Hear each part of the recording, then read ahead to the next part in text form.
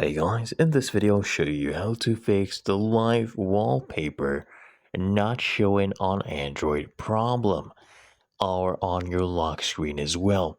Now, what you need to do is first restart your device. That usually fixes the issue, simple restart. Or what you can do is make sure you apply to both screens. So let me hold on my home page, click on wallpapers, and then if we click right here, we can choose from any of these wallpapers.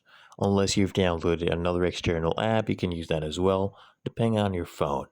I'll select this wallpaper and let's go ahead and check this out.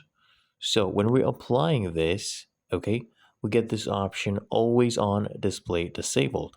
Do you want to turn it on? I suggest you turn this one on. This could be the one that is actually causing the issue for you.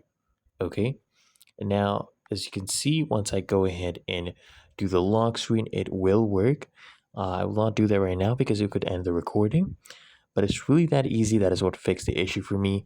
If you found this video helpful, make sure you smash the like button and subscribe to the channel.